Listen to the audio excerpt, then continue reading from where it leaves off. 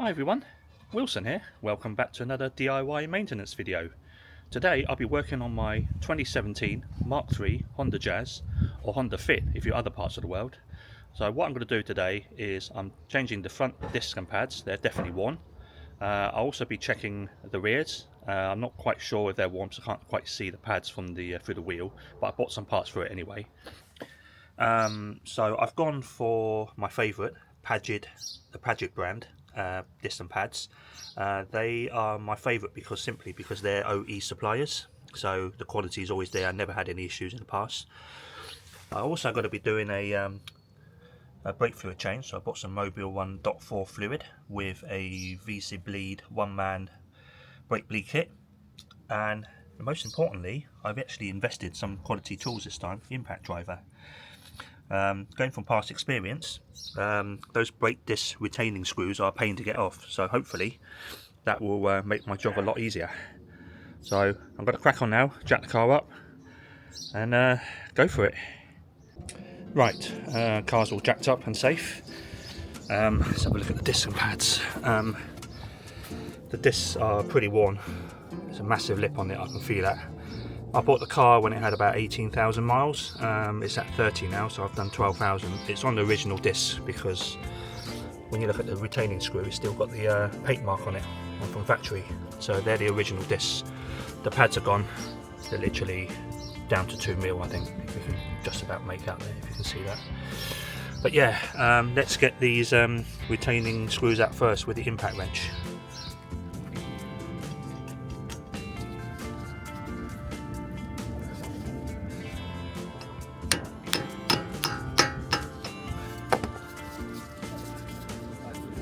Right, that came out pretty easy.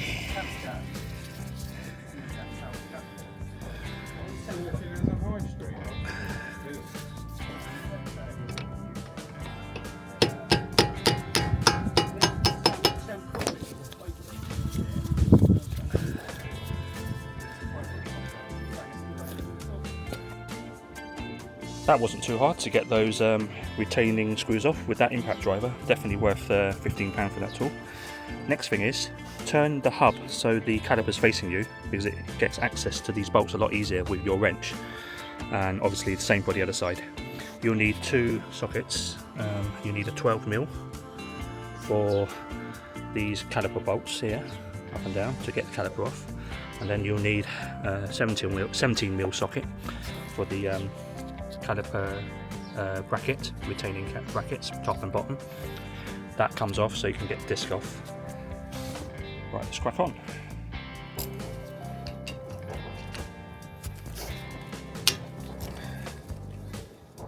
Right, these are not too tight, pretty loose.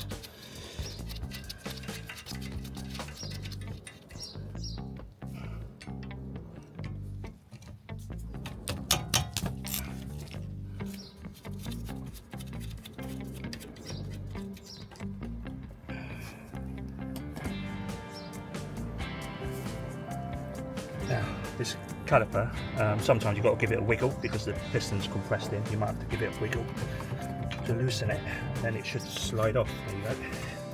Easy as that. Now, put that to one side. We'll give it a clean afterwards. Try not to let this caliper rest on the hose. Leave it at the top or put some bungee straps on it or something. Right, we'll leave that on the top for now. Right, now I've got to get these 17mm bolts off, which are the caliper bracket. But before I do that, I've got to remove the pads first. So let's do that. Try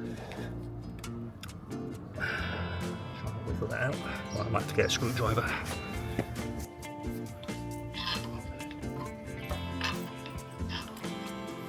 Well, there they are. God, these pads, literally 2mm. Hardly anything in it. I don't know if you can see on the camera. Yeah, well worn. Caught it in just right amount of time, but I'm changing the disc anyway, so it doesn't matter if they're down to the metal, but yeah.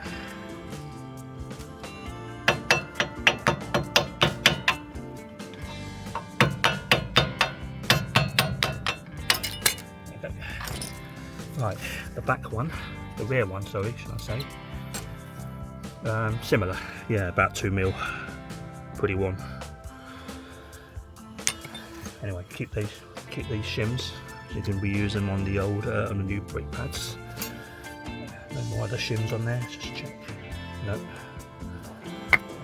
Now it's time to remove the caliper bolts, caliper bracket bolts there and there to remove this bracket. Right, probably some brute force required here. See what I can do.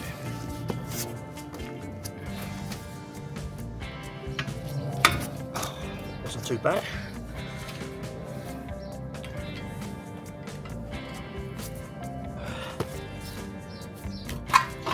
Oops.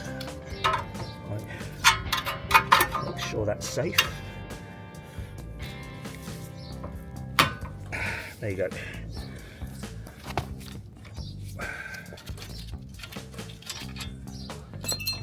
Right, and that's the bracket off. Have to give that all clean.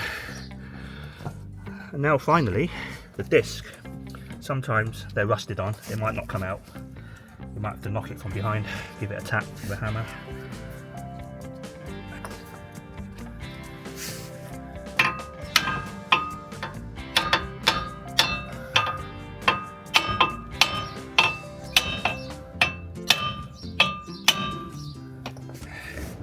There you go. A good tap of a hammer normally gets them off. Right, I've got to secure this, so let's keep falling down with that. Be careful on that.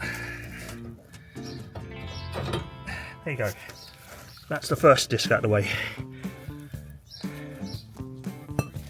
Right, I'm going to give everything a clean, all the brackets, the caliper, joints and everything, and then lubricate it.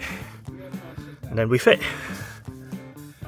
The disc is back on, and also those stubborn screws are back in, not too tightly. I've greased them as well, so next time they'll come out easier. Well, they came out easy anyway with the impact wrench. There's no problem with that. So I've cleaned all the brackets, I've wire brushed it and everything, wire brushed all the contact points, etc. I will be lubricating it with some brake lubrication.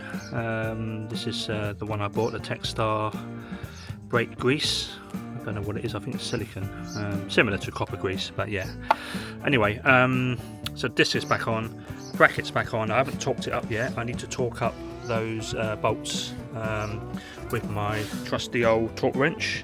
108 Newton meters they need to be tightened to, so I'm going to crack on with it now.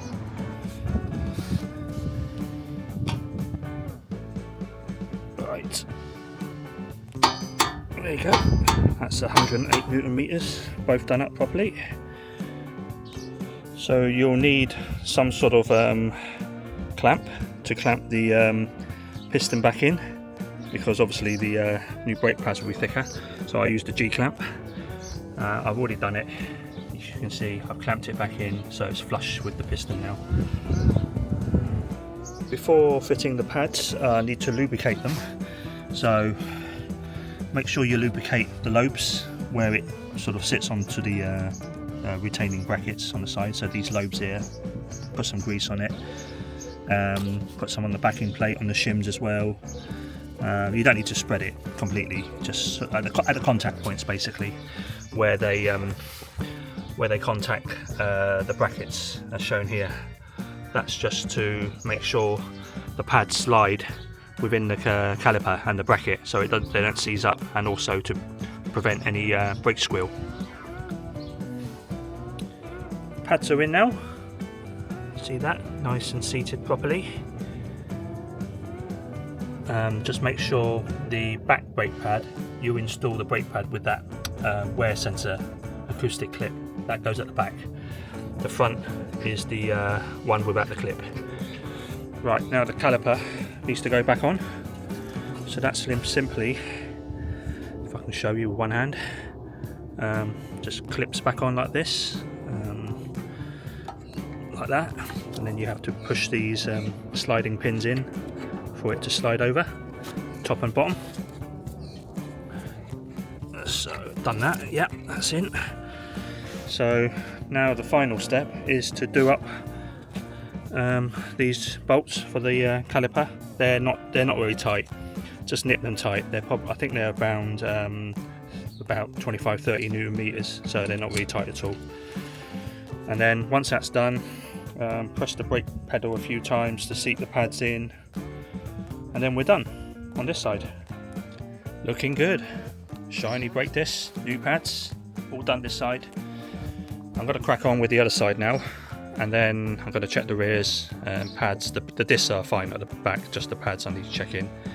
And then after that I'll do the brake fluid. Right, the rears wheels are off. Let's have a look. So this are okay. It's only a slight lip, so that they can be reused. The pads are long gone. Look at that, similar to the fronts, down to about 2 mil. Yeah, so I'm going to crack on. Swap the pads only. Should be quite straightforward, this one, because I don't need to take this off. So it's just two 12 mil bolts here, there, and one at the bottom over there, and then the caliper will come off, and then do the same again, clean it all up, compress the piston, and then fit the new pads. Right, all the metal brackets have been cleaned off, wire brushed or cleaned. So next up, got to take the shims off the old pads, clean them all up, put those shims onto the new pads, and then I need to wind that caliper back. You see that caliper, it's not like the front where you just push it with the G-clamp. You have to spin that. You've got to spin it on this one. You've got to get a spinning tool or a pair of long nose pliers and actually turn the piston, and it will retract. So in there's the piston. It's got like a cross slot. Let me just clean it out. There you go. So, and the way these work, you can't just push them in, like I explained already. You have to, or you can get a proper tool through it to spin it in, but I normally use a long nose. That normally does the job okay. I've done it on previous cars. So you hold it between the slot, and then just spin it clockwise, and it will, as you spin it, it will retract. It will go into the piston. So just bear with me. Right, almost there. Just another millimetre or two to go. What you have to do, you have to line the cross. There's a slot. Obviously, there's a slot there. You need to line it up with that indent. Well, it's not indent, it sticks out. If you don't line it up, it won't sit flush against the brake pad. So you need to try and work out where that is going to be lined up. So if I hold the pad like this, it will be sort of, the dot will be facing that way. So that little thing that's poking out. So I need to line the cross. So the cross has to be facing right. So it slots into the into this little dimple. Right, okay, let's do that then. Be right back. Right, so I've lined the piston up to the best of my knowledge, but I will fiddle around a bit later. The pad's got to go back on now, so I cleaned up all the shims and I put the original shims on the new pads. You have to grease the contact points, so the earlobes they call them. So put a bit of grease on the earlobes, not too much, and just to spread it around this sort of area, because that's the point where it contacts this area and it needs to slide. If you don't grease it, there's a potential for sticking in the future, and then you'll get uneven wear on the pads. So I'll just do that. Oh, a bit too much there, let's take some away.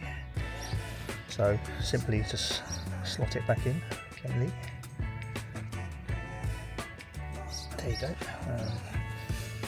I'll just knock it in with a screwdriver until it sits flush with the disc. There you go. Make sure it's in from the top as well. Okay, let's put this in the inner one.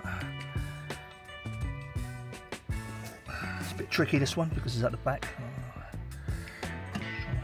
Slide that in. Oh, it wasn't too bad. It's gone straight in already. Okay, yeah, back bit's in. Pads are flush. Right, let's try and get the caliper back in. Hopefully those slots line up with what I think it does. It's a bit tight here, tight space, because it's, let me move my camera.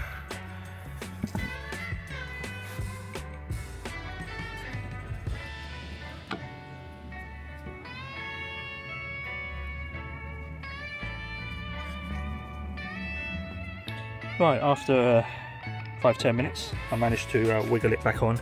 It's a bit tricky actually, because like I said, the hose is quite, it's not much slack, and there's got the handbrake cable. I should have taken it off, but I had to yank it in and it actually fell in place and it sat in there perfectly. So I just need to do these 12mm bolts up to, well, I don't think I can get a torque wrench in there because that's in the way, so 13 Newton meters, I know what that feels like, so it's not too tight. So I'm going to crack on, do these up, and then I'm done for this side, and then I'll repeat for the other side. Okay, so time to start bleeding the brakes. So I'll start with one corner and it will be the same for other corners. So I've got this one band bleed kit which has a one-way valve hidden in there somewhere, so it doesn't suck in any air when I release the pedal. So let's get that connected and I'll show you the procedure. Let's connect this bleed kit to the nipple. So I already removed the plastic cap for the nipple already. So I've got my brake spanner. You need a 8mm. Let's put that on there ready. And attach this plastic hose. Let's give it a clean first. Make sure no dirt gets on it. Right. So that slides on, and then you have a little plastic clip which holds it in place. Just push it down. There you go. So that ensures it doesn't come loose while I'm bleeding the brakes. So literally I'm going to loosen up the lead nipple by about a quarter turn or so. There you go. Okay, that'll do. Right, I'm going to go and pump the brake pedal to get most of the old liquid out first, old fluid out first, and because the reservoir was quite full, I haven't got anything to suck it out in the reservoir, so I have to bleed the old fluid off to the minimum, and then I'll top up new fluid and then pump the pedal 10-15 times to get the new fluid through. So I'm going to go and do that now.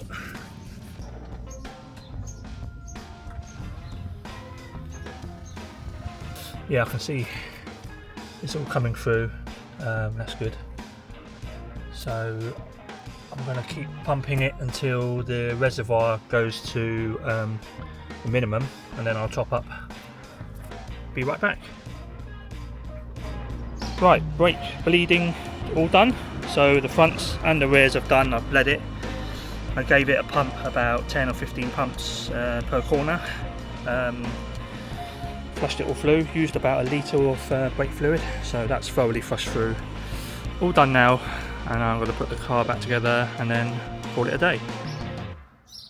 Once again, thanks for watching my DIY maintenance video. I hope you find this useful. Please remember to like, share and subscribe to get updated on future videos like this. Cheers guys, bye.